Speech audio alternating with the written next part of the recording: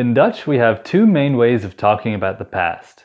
The OVT, which is in one word, like ik werkte or ik was, or the VTT, which is in two words, ik heb gewerkt or ik ben geweest.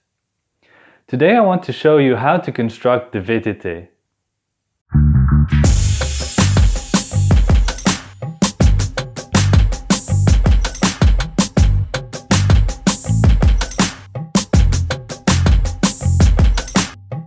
So let's look at how to construct the VTT, or the Voltooid Verleden Tijd.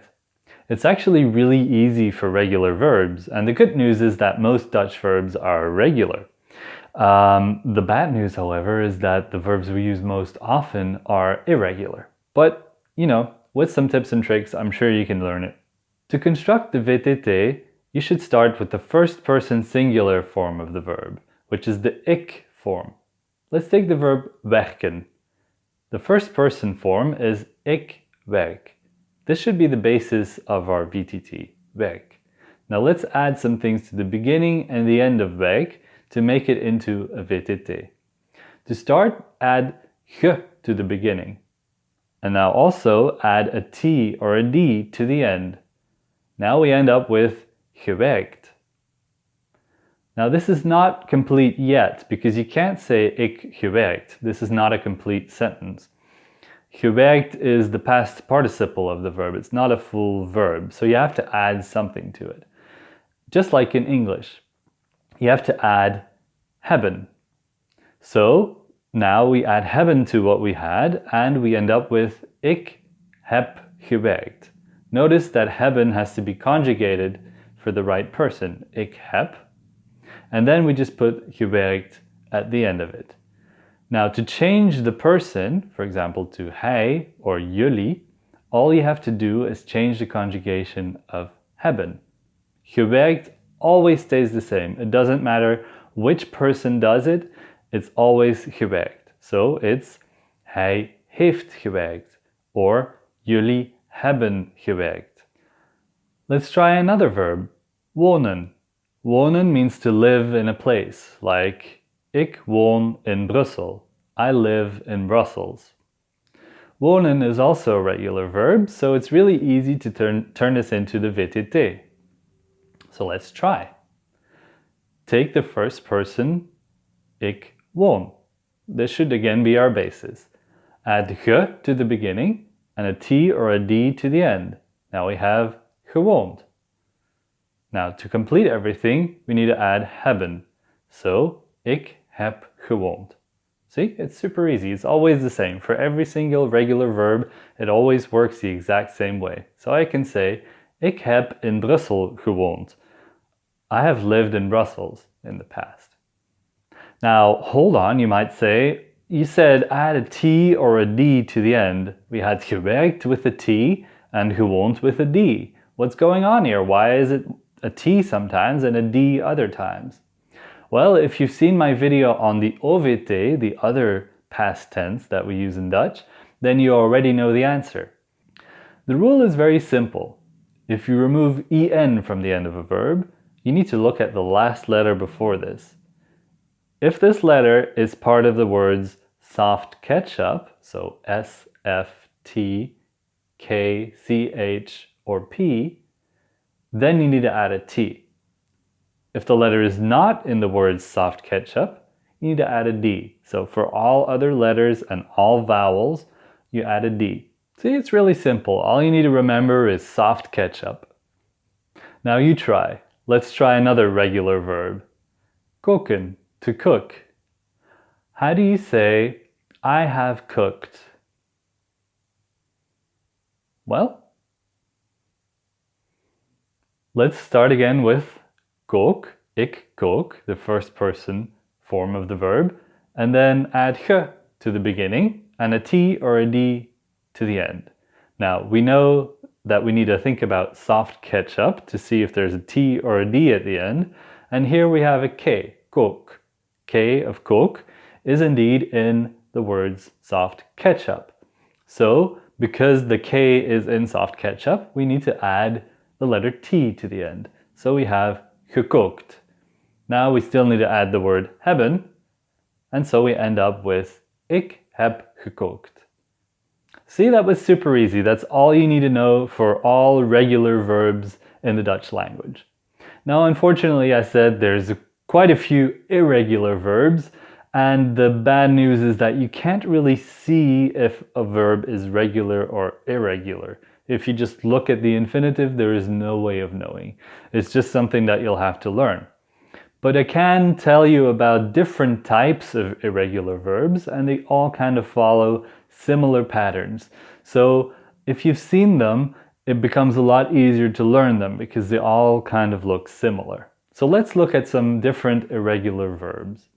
The first type of irregular verb is the easiest one. It's actually even easier than the regular verbs. All you need to do is take the infinitive and add ge to the beginning. You don't even add a T or a D. You don't even remove the en or change anything. Just take the infinitive and add ge to the beginning. That's all you need to do. A nice example would be lopen.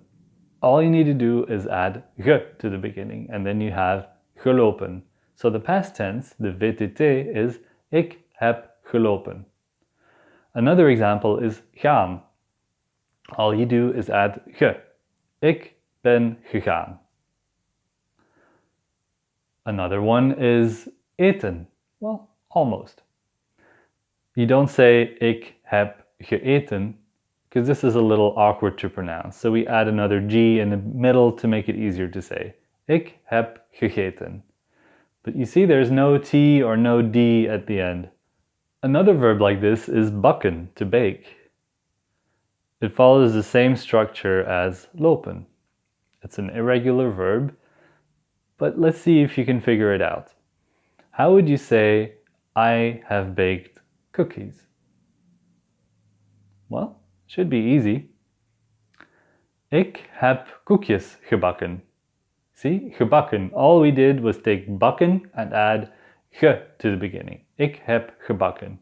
Now, remember from my video on word order, if you have two verbs, heb and gebakken, everything else comes in between. So, ik heb koekjes gebakken. Or, ik heb gisteren koekjes gebakken. All other information comes in between the two verbs. The second type of irregular verb is very similar to the previous type. All you need to do is add ge to the beginning, and there's no T or D at the end either. The only difference is that the vowel in the middle also changes. For example, kijken becomes gekeken. Rijden becomes gereden. Drinken becomes gedronken. And zitten becomes gezeten. Now, you can't really know how the vowel changes. It's always a little different, but there are patterns. When they sound similar, like rijden or schrijven or kijken, they become gereden, geschreven, gekeken. See, they all turn into E's. So there are definitely some patterns. So you might get all enthusiastic and be like, oh, zijn also has I in the middle. Does this turn into an E as well? No, I'm sorry, it doesn't. We're talking about irregular verbs here, so they all don't always do what you want them to do. But there are patterns, so it is easier to learn than you think it is. But zijn actually brings me to the third category of irregular verbs, and that's the most annoying one. But there's very good news for you, there are not that many like this. And the third type of irregular verbs is completely irregular and you have no idea what they're doing and it's completely unpredictable. But like I said, there's only a couple of them, so there's not that many that you need to remember. The one thing that they do still have is ge at the beginning, so at least there is that. So, for example, we have zijn, which becomes geweest. We also have hebben, which becomes gehad. Or denken, which becomes gedacht. And see, there is no way of knowing what they become. They're all completely different. So this is a very annoying type of irregular verbs, but there's only a couple. These three are probably the most common ones. So, now that you know the VTT of zijn, how would you say, I have never been to Groningen. I have never been to Groningen. That's actually true in my case. I've never been to Groningen. People tell me it's a nice city, but I've just never been there. Anyway, I'll give you the answer. It's a bit of a trick question actually. Ik ben nooit in Groningen geweest. Ik ben nooit in Groningen geweest.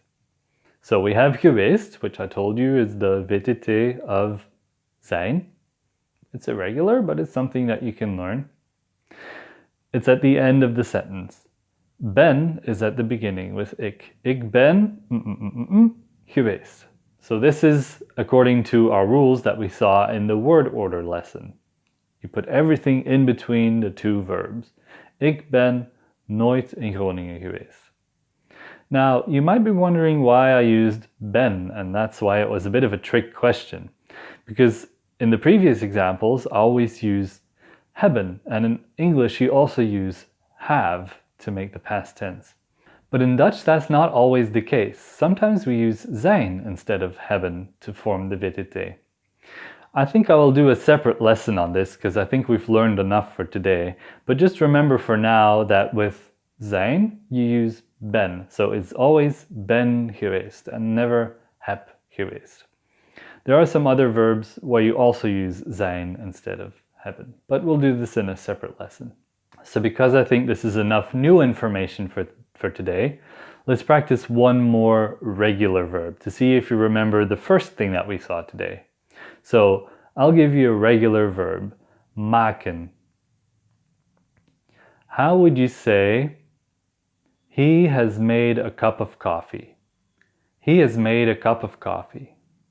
So since maken is regular, this one's quite easy. The answer is, hij heeft een kopje koffie gemaakt. Hij heeft een kopje koffie gemaakt. Gemaakt is fully regular. We take the first person, ik maak, we add ge to the beginning, and here we add a T to the end. Why a T?